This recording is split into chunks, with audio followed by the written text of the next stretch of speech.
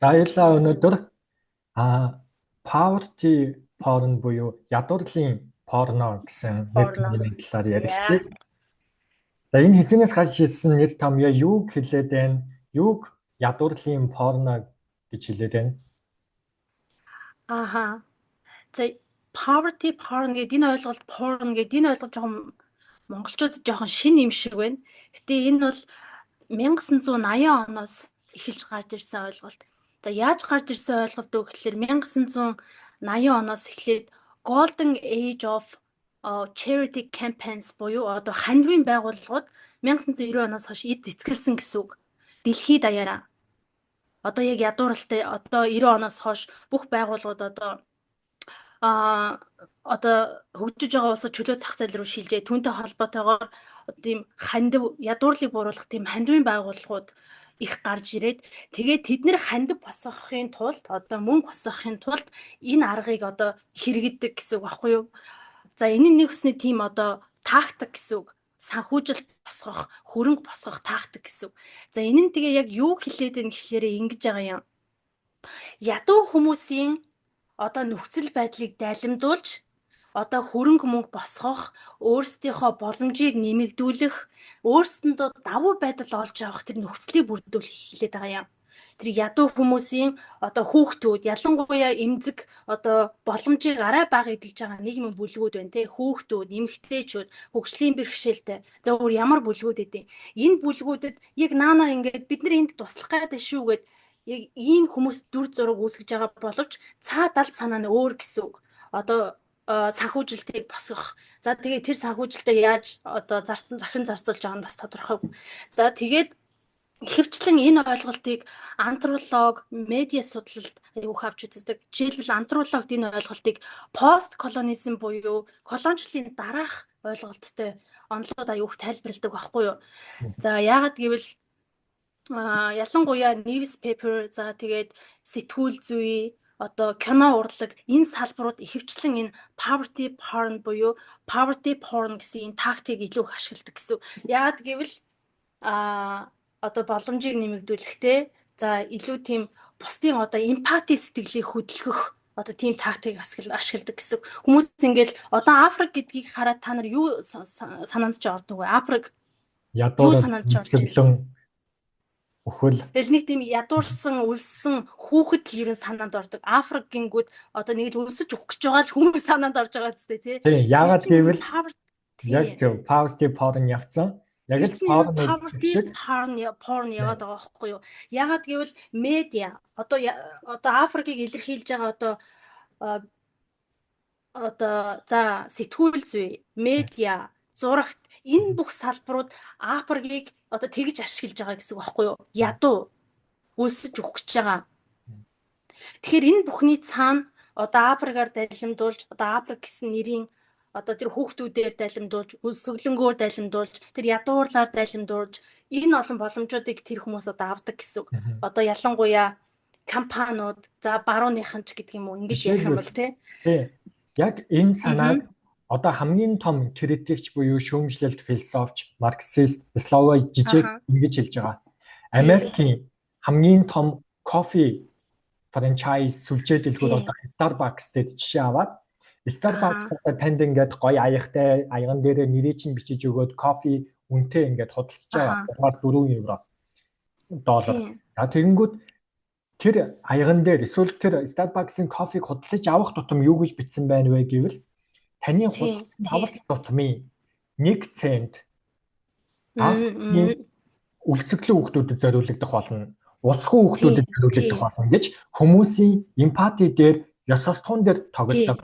За хүмүүс тэгээд одоо Starbucks-аас кофе худалдаж авангуутлаа би баг буян үлдэж юм гэж ойлгоод би баг л Starbucks хөрөнгө оруулж худалдаа авалт өөр кофе шопуудаас биш хүмүүсийн кофе шопуудаас биш Starbucks-аас авах юм бол би нэг л Африк тийм үү хөөрхий хүүхдүүдэд тосолж ийн гэсэн тэр порн яг. За тэгэнгүүт одоо антропологч судлаачид яагаад энийг ингэ шүүмжлээд байна гингүүд энэ асуудлыг хүүхдүүдэд өлсгөлэн юунаас гарч байгаа? Ядуурл юунаас гарч байгаа? Тэгш бас юунаас гарч байгаа? Энэ суур асуудлыг шийдэхгүй өнгөн тийм одоо мейкап хийгээд байгаа байхгүй юу? Таны мөнгө чинь хүүхдүүдэд очиж одоо тэр нэг өдрийн хоолны мөнгө болж болно. Гэхдээ бүр тэр суур асуудал, бүр тэр системийн, нийгмийн асуудлыг ярихгүйгээр өнгөн дээр нь тоглолт хийж ашиг олж байгааг шүүмжлээд байгаа гэсэн үг энийг. Яг Тийм. зөв. Аха. Тэнгүүд ямар Тэгэнгүүт ихэвчлэн одоо ашиглаж байгаа тэр зураг, одоо Африкийн тэр ашиглаж байгаа хүүхдүүдийн зураг, тэр бүхнийг дандаа тэр одоо өөрсдийнх нь зөвшөөрөлгүйгээр дандаа ашигласан байдаг тэр хүүхдүүдийг. Одоо зургийг те бусдад ингээд эмпати дээр нь тоглолт хийхин тулд дандаа ямар нэгэн тийм одоо этик яригддаг байхгүй юу энэний цаана. Аха. Тэгэхээр том капиталист компаниудаас гадна Тий. орон нутгийн буюу тухайн улсын улс төрчид бас энэ одоо стратеги баримтлагдаг тоглолт хийдэг гэсэн үг. Энэ дээр тоглолт хийдэг гэсэн үг. Өөрөөр хэлбэл тий. яг л тэр том корпорациуд Африкийн, Латин Америкийн эсвэл ядуу буурны Яг үнэ. Монгол мэтийн тийм үү хөдөөгийн нэг малчин дээр очиад зураг авахуулаад том төслийн мөнгө авдаг шүү дээ. Тэгэнгүүтээ нэг одоо хөдөө очоод одоо ийм нэг антропологийн кэрийн судалгаанууд кино докюментари буюу кино зураг авалтаар одоо хөдөө явдаг.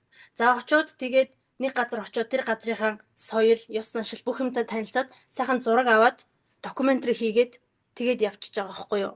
За тэгээд тэнд ямар асуудал байна гэдгийг тэд нар мэдсэн үү нэгт. За тэгээд тэр докюментарид одоо оролцож байгаа тэр хүмүүс бас өөрсдөө тэр мэдээлэлээ юунд ашиглахын, ямар зорилгоор ашиглахын, яахын гэдгийг бас мэдж байгаа юу гэд ингээд олон асуудлууд, давхар асуудлууд ер нь яригддаг. За тэгээд дараагийн нэг асуудал нь энэ ойлголттой холбоотой хөвчлэн судлаачид шүүмжилдэг нь олон улсын байгууллагуудыг шүүмжилдэг. Ялангуяа одоо хандив босгох байгууллагууд байна те. Хэдэн мянган хандив босгох байгууллагууд Монголд байна, дэлхийд байна. За тэгээд жишээлбэл нэрлэх юм бол одоо хүүхдийн санг жишээлбэл нэрлэж болно.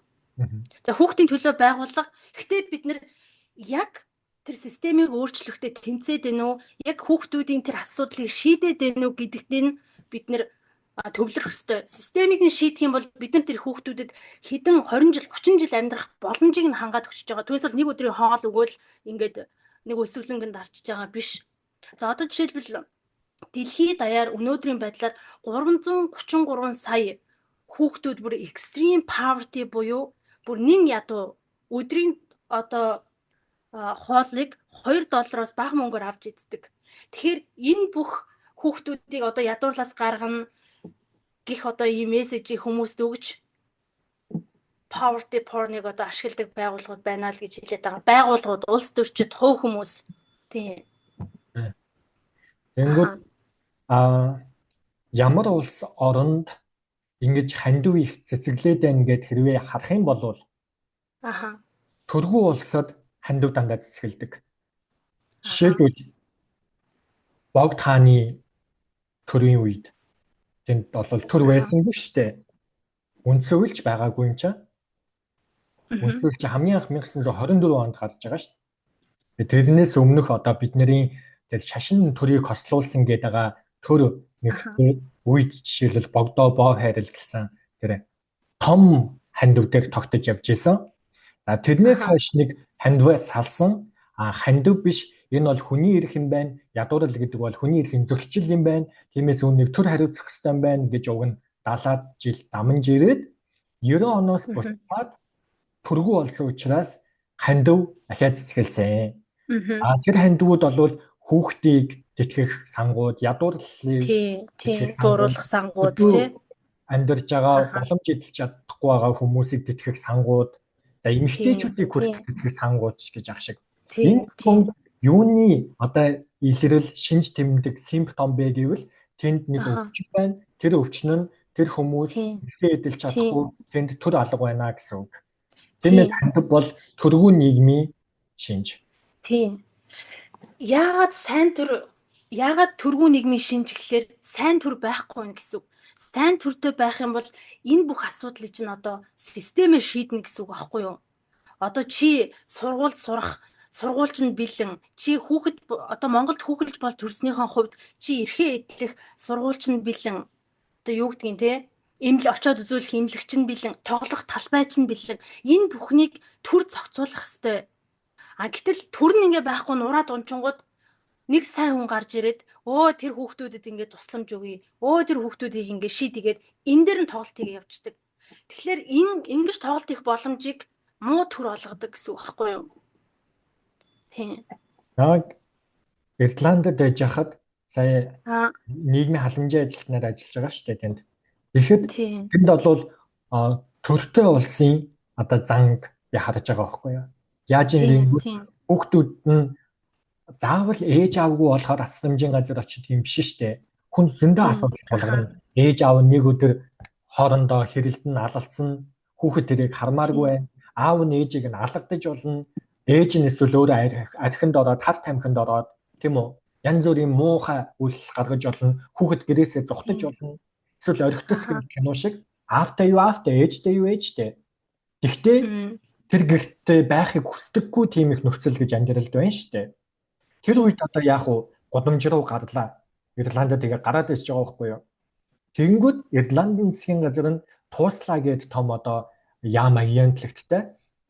Тэгээ тууслагаас бид нарыг дуудаад тэр хүүхдүүдэд хотел аваад өгчнө.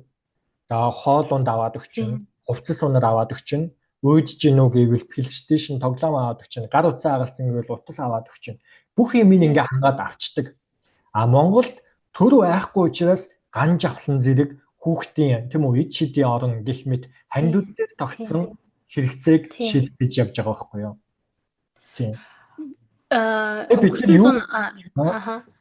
Тэгээ бид нэр энийг мэдхгүй Монголд харин ч төрийн оролцоо маш өндөр байна. Төр одоо маш хүчрхэг байна.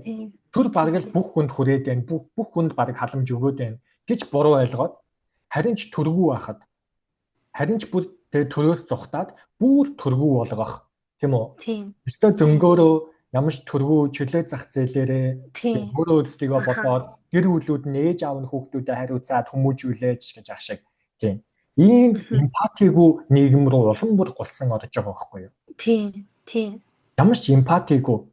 Аха. Өөрийнхөө оронд нөгөө хүнийг тавиад үзэж чадахгүй.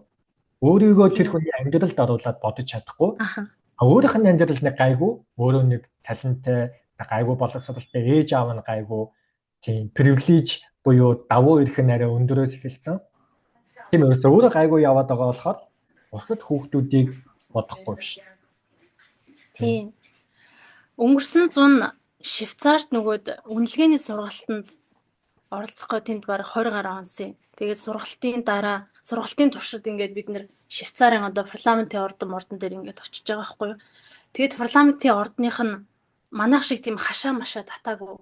Хинэнч тийшээ ороод одоо засгийн газартайгаа танилцж болно. Тэгээд хамгийн сонирхолтой санагдсан юм гэхлээр юу байсан бэ гэхээр парламентын ордныхоо яг өмнө нь манайх шиг юм усан оргилууртай. Манайх ч нэг парламентын ордны өмнө нэг гатцсан усан оргилуур байдаг үстэй.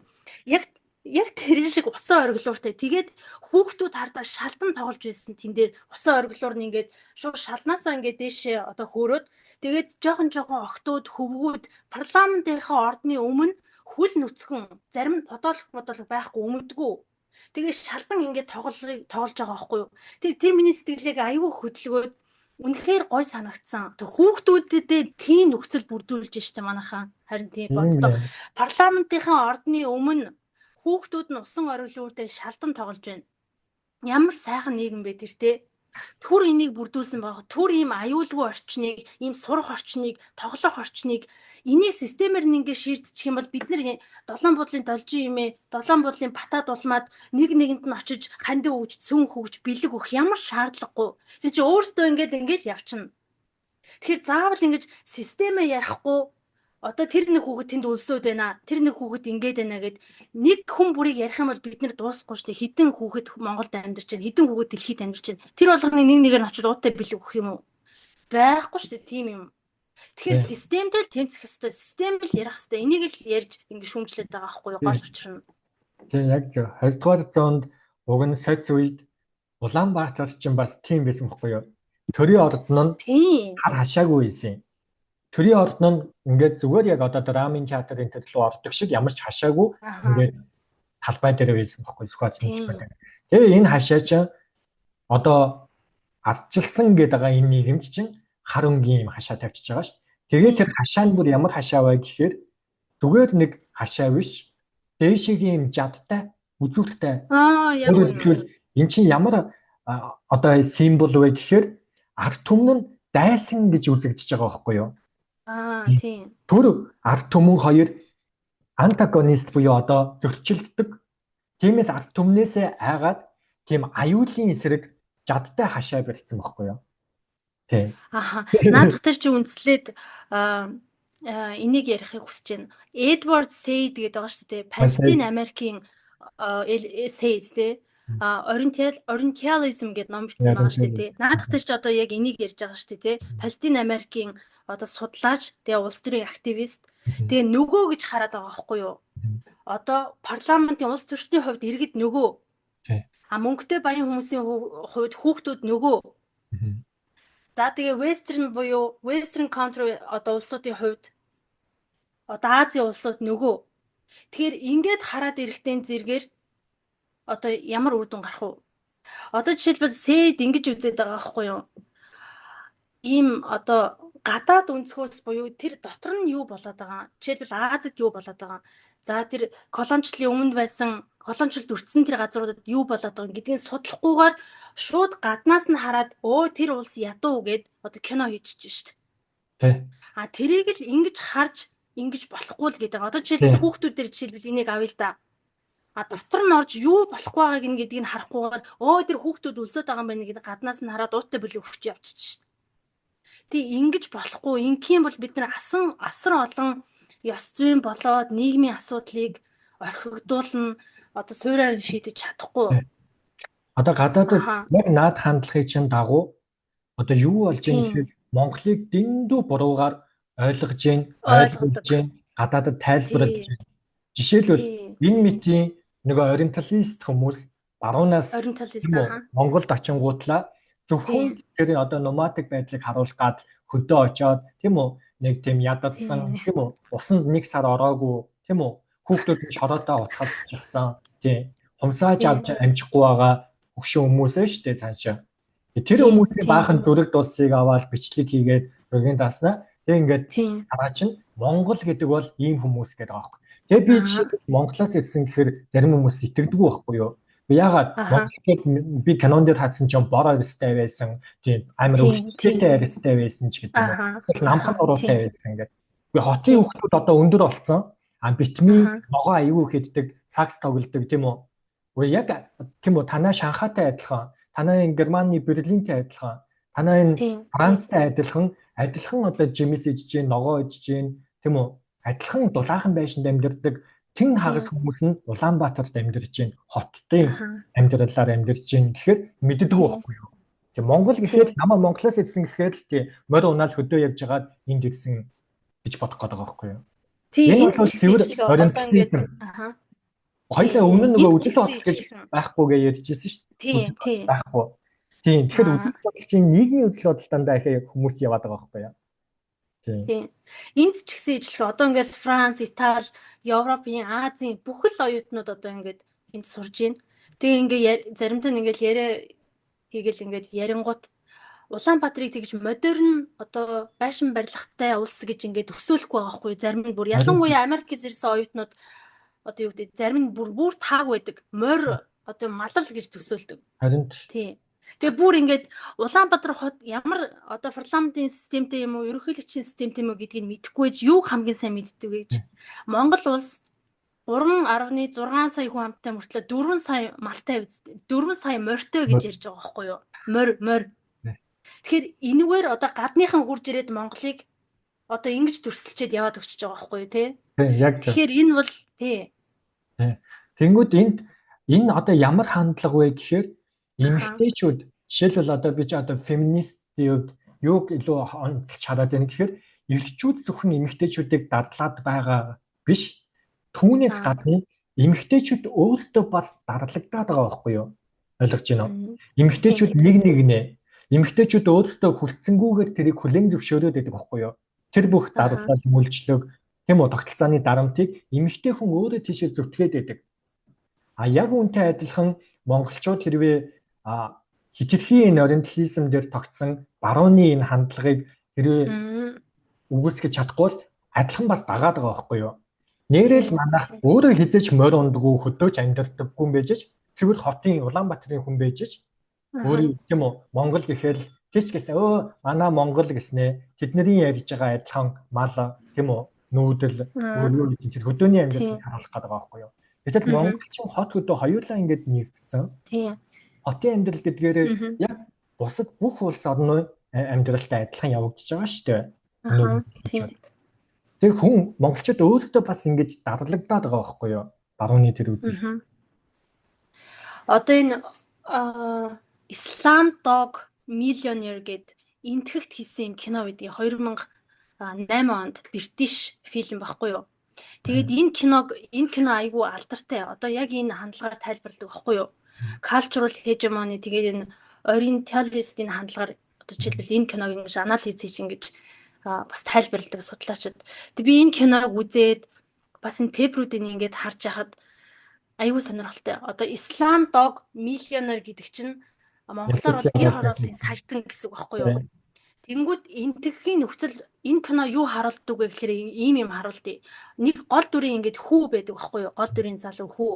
За тэнгүүд тэр ингэж одоо манайхаар бол гэр хорооллолд ингэ амьдардаг. Тэгээ одоо энтгэхт гэж төсөөл тэнд одоо бүх л юм болж байгаа. Хулгай, дээрэм одоо юу гэдгийг эмх зам бранд байхгүй. Тэнд ямар зохицуулалт байхгүй. Ямар ч одоо менежмент байхгүй, юу ч байхгүй. Хүссэн хүн нь хүссэн юм хийн. Тэгээд ийм нэвтрүүлэг одоо зарладаг байхгүй юу? Хин саятан болох вэ? Хин саятан болох вэ гэж нэвтрүүлэгт тэр залуу ингээ оролцдог байхгүй юу? Одоо тэгэнгүүт асуулт нь ингээ нэг нэгээрээ тэр хүүгийн амьдралыг өгүүлдэг байхгүй юу? Одоо эхний асуулт нь тэр хүү хаана өссөн бэ? Хүү хэдэн настай байхад ээж нь нас сурсан бэ? Тэр бүх асуулт болгоноор тэр хүүгийн амьдралыг харуулснараа тэр энтгэхийн тэгш бус байдал, ядуурл, хулгай, дээрэм, архиталт тэр бүх юмыг хүүгийн амьдралаар дамжуулж ингэж харуулад тэгээ хамгийн сүүлд нь тэр хүү одоо тэр ядуу тэр дүүрэх төрөөд 21 нас хүртлээ маш олон юмыг туулсан, хүн алсан, тийм үү? Хүн алсан, хүнд алуулгаан шахсан, юм дээрэмдсэн. Тэгээд маш олон юмыг туулаад одоо насны зэрэгт ингээд хүрж байгаа байхгүй юу? Тэгээд тэр кино тэр хүүгийн тэр бүх амьдралыг ингэж үзүүлээд тэгээд хамгийн сүүлд нь тэр хүүгийн одоо амьдралын тэгш бус одоо амьдрал нь юу гэдэг тохиолдсон тэр муу мухай болгоныг харуулад тэгээ тэр хүү мэдж байгаа шүү дээ тэр бүхнийг өөрөөс нь өөрийг нь асуугаад ахаар чинь мэднэ үстэй тий. Тэгээ бүх асуултанд ингээ зөв хариулж байгаа байхгүй юу? Тэгээ тэр чинь шоу болгоод ингээ хийж байгаа байхгүй тэр хүүгийн амьдралыг. Тэгээ хамгийн сүүлийн асуултанд хариулаад тэгээ саятан болох энэ мөнгийг ингээ давдаг байхгүй юу? Тэгээ энэнийг барууны одоо кино найруулагч энийг хийсэн. Нэгт за тэгээ хоёрт энэ кино маш их одоо сонгодог классик кино гэх юм уу ийм онлоор ингэж тайлбарлаж анализ хийхэд бас сонгодог кино. Тэгээ ягаад энэ кино юугаар алдартай гэхээр пост колониал теоринууд ихэвчлэн энийг тайлбарладаг байхгүй юу? Одоо колоничлт байсан улсыг одоо колончлоод хамаг имийг нь аваа явчихж байгаа шүү дээ тий. Байгалийн баялаг, зарагдаж болох одоо бүх ресурс, хүний нөөц бүгдийг нь авч явхаар тэр улсад юу үлдэх үү? Огноош. Харалдаа, мөргөлдөө, тийм үү? Нэг ойлгохгүй, эмх замбраагүй байдал үлдээд тэр улс ингээ ядуу юм шиг наана харагдаж байгаа юм. Бүх юм ингээ толгой дээрээ ингээ гарчихсан тий. Бүхэл юм тэнд эцгэлж байгаа байхгүй юу? Тий. Тэгэхээр энийг пост colonial theory гоор илүү их тайлбарладаг гэсэн үг. Тийм. Тэгэнгүүт Европт жишээлбэл хүмүүс бас мэддээ штэ.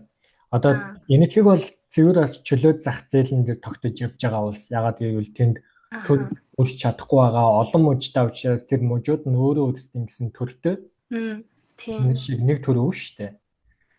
Тэгээд Европ бол одоо бид нар мэдж байгаа нөгөө хөгшин Европ гэдэг. Тэр чинь яагаад тэгээд энэ гэхээр жишээлбэл байшин барилгын хүртэл хуучнараа.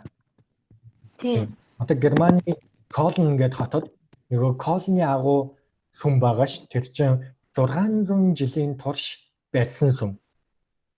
Тийм. 7-8 үеэрээ байдсан тэр том сүм нь гэж яддаг. Тэгээ ер нь тэрнээс өндөр барилгыг ойр хатан ерөөсө барьдгүй. Тийм. Маш гоё одоо гоо зүйтэй. Тийм. Тэгээ бусад ер нь Европын бүх барилга Одоо хүмүүс мэдж байгаа ш зүүн Европ дээр, баруун Европ дээр тийм өндөр байдлага ерөөсөө нэг барихгүй байгаа ш. Тэр чинь тийм үү ядуудаа барьж чадахгүй байгаа юм биш шүү дээ. Тийм. Тэр чинь тийм үү хууль нь тэгж бариулдаггүй байхгүй юу? Яг гэвэл төртэй улс эстетикийг төрөөс хангаж зохицуулна. Тэгэхгүй төр тийм үү газрын наймаа тавиал хэн дуртай нь юу хийж болно бизнесээ хөө гоё газар. Одоо манайх шиг юм болж байгаа шүү дээ. Төрийнхөө ордноос өндөр шилэн барилгуудтай. Харин манайх чи чөлөө зах зээлээр явж байгаа. Тэрийгээ бид нэр биш гэж хэлээд байдаг. Чөлөө зах зээлээр явсны үр дүн чинь өнөөдөр Улаанбаатар хот байхгүй юу? Тийм. Тогоо нь мэдэгдэхгүй те. Ямар ч төлөвлөлтгүй. Улаанбаатар ерөөсөө мэдчихэж байгаа шүү дээ манайхан те. Засвал замаар явж байгаа л нэг байш очим өргөчөж байгаа шүү дээ. Явган хүний замаар явж байгаа. Би Швейцарын 5 хотод очиж ирсэн заяа. Тэгээд чи сая ингээд барилгын намхан өндрийг ярьлаа шүү дээ тий. Тийм байдаг. Тэгээд дараагийн нэг юм нь юу гэж Швейцарын 5 хотоор ингээд явж хагаад өнгө нь ижилхэн байсан гэж боддоо. Өөр өнгийн одоо Нюншател гэх Швейцарын хот байгаа.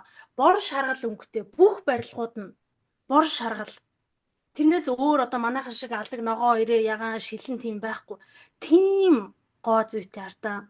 Тэр чинь төрөөс тавьж өгдөг байхгүй юу? Тийм. Тэгэл Английн Лидс бас тийм юм бэлээ. Английн Лидс гэдэг хот пүрүү улаан өнгийн хот. Тэрийг одоо дорооны үйл харах юмсан. Аюу гоё пүрүү улаан бүх барилгууд нь хувийн байна уу, хувьсгалын байна уу хамаагүй. Тийм. Ингээд өөрийн хот гэдэг чинь өөрийн гэсэн өнгө төрхтэй, нэртэй, зүстэй байхгүй юу? Уг нь Монгол Улаанбаатар хот бол 20 дугаар зуунд тийм үү сэц үед ямар өөрийн гэсэн өнгө төрхтэй явахыг хүссэн бэ? Тэрний дагуу төлөвлөж ийсэн бэ гэвэл Азийн цагаан дагн болъё гэж ийсэн. Тэгээд цагаан өнгийн барилга их байдаг байхгүй юу? Тэгээд уг нь тэргээрээ явсан бол тий. Тэгээд чинь хүрээлэн бүү тэр ногоо орчин паркуудыг аюул төлөвлөчихсөн байсан. Тэг мөнгөө хүлээж ийсэн. Босох гээд тийм үү аль хэдийн хойшоогоо ярьсан байсан. Тэгвэл одоо тэгэл цагаан өнгөөр дагнсан Швейцар байх нь шүү дээ тий. Тийм яра цагаанаар дагнчих байсан. Тэнгүүд одоо бол мэдж байгаа тэгээд хамгийн хямд барааг оруулж ирж байгаа шүү дээ 100 айл дээр барилгын материал дээр хятадаас. Одоо хятадын хамгийн хямд бараагаар тийм үү хүмүүс одоо хотын захыг Улаанбаатар хотыг тойроод хүрээллээд тийм одоо өнгөд явж байгаа шүү. Хамгийн муу материал ногоон дээвэртэй, улаан дээвэртэй, олгол шар яваад бүх өнгө. Тэгэхээр хоёулаа энэ дээр үндэслээд чөлөө зах залыг жоохон яриа те. Invisible hand гэдэг байгаа шүү дээ те. Таныг invisible hand захирах шүү. Хоёулаа одоо дуусгах уу? Тэгээд үргэлжлүүлээд таслаад ярих уу? Хоёр подкаст л гоо. Тэгээ за тэг.